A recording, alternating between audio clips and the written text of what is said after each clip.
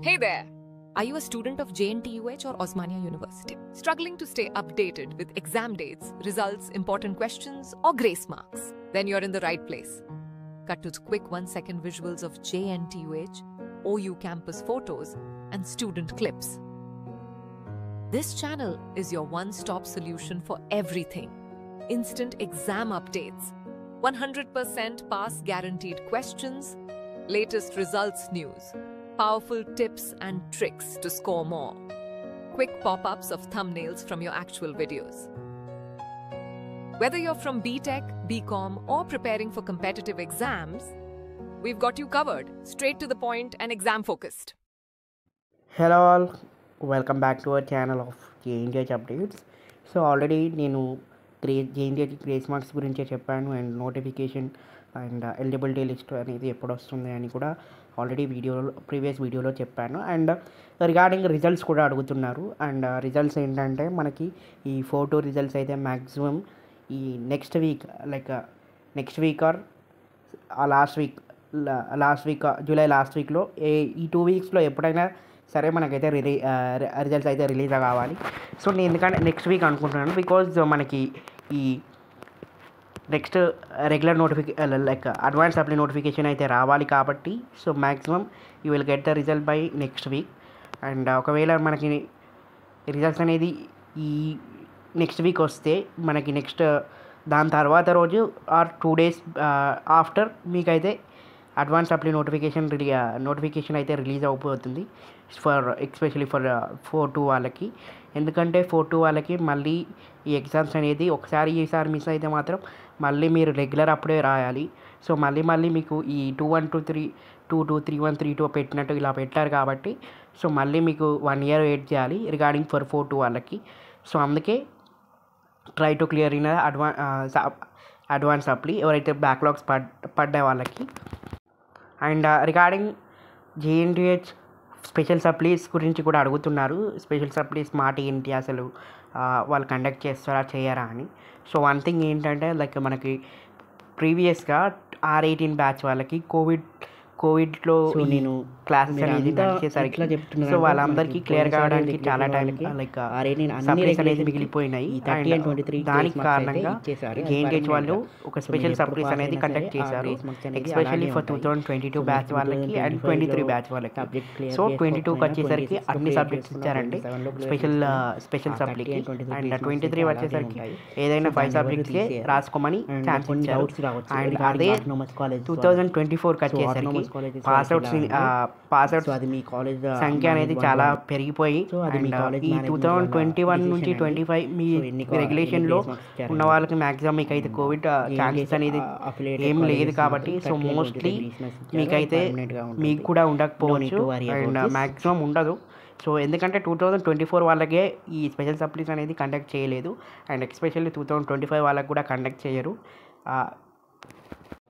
In case ఏదైనా strikes జరిగి మళ్ళీ JNTHలో అవి చేస్తే తప్ప ఈ స్పెషల్ సప్లీస్ అనేది కండక్ట్ చేయరు.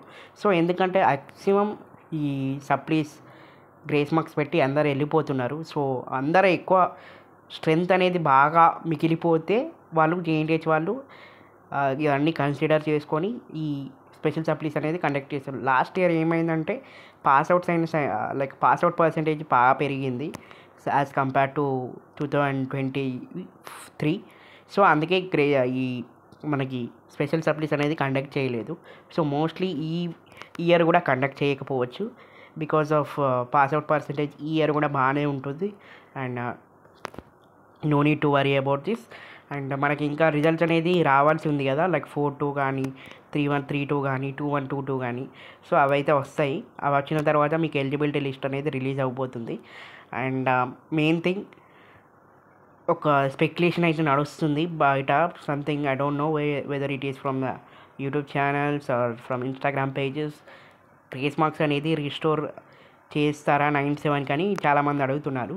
సో మీకైతే లైఫ్ టైం గ్రేస్ మార్క్స్ అయితే ఇచ్చారండి 30 and 23 grace marks for all the R18 regulations. So మీరు ఎప్పుడైనా పాస్ కావచ్చు 22 23 24 25 ఏ ఇయర్లో అయినా పాస్ అయినా కానీ మీకైతే 30 and 23 గ్రేస్ మార్క్స్ అయితే life time validity. So in case మీకు ఇప్పుడు బ్యాక్లాగ్స్ పడి నెక్స్ట్ ఇయర్ మీరు 2026లో పాస్ అయినా కూడా సో మీకు ఈ గ్రేస్ మార్క్స్ అనేది ఎలిజిబిలిటీ ఉంటుంది.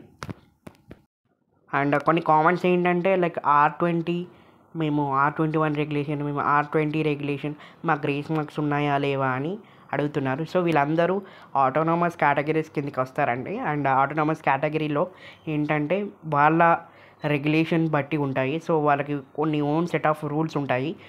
ఎస్పెషల్లీ ఫర్ ఆటోనామస్ కాలేజెస్ వాళ్ళకి ఏంటంటే వాళ్ళ ఇష్టం. మీ కాలేజ్ వాళ్ళ ఇష్టం, అది మీకు 30 అండ్ 23 ఇచ్చా లేకుంటే 9-7 గ్రేస్ మార్క్స్ ఇచ్చారా అనేది మీ కాలేజ్ వాళ్ళ ఇష్టం. It is not depends upon JNTH. It having own set of rules. So ఈ రూల్స్ వల్ల ఏంటంటే వాళ్ళ కాలేజ్ వాళ్ళు JNTH జస్ట్ ఎన్ఫోర్స్ ఏం చేయరు. సో మీకు ఇన్ని గ్రేస్ మార్క్సే ఉండాలి, ఇన్ని ఉండాలని. So it's upon your college management, మనం ఏం చేయలేము దానికి. అండ్ JNTH అఫిలియేటెడ్ వాళ్ళకి మాత్రం 30 and 23 గ్రేస్ మార్క్స్ ఉన్నాయి. అండ్ మీరైతే అప్లై చేసుకోవచ్చు. సో ఎలిజిబిలిటీ లిస్ట్ వచ్చిన తర్వాతనే మీరైతే అప్లై చేయండి. అండ్ ఎవరైతే పాత రెగ్యులేషన్స్ ఉన్నారో వాళ్ళైతే మీరు డైరెక్ట్గా వెళ్ళి అప్లై చేసుకోవచ్చు, మీ కాలేజ్ వాళ్ళు యాక్సెప్ట్ చేస్తే. ఆర్ఎల్స్ ఎలిజిబిలిటీ లిస్ట్ వచ్చేదాకా వెయిట్ చేయండి.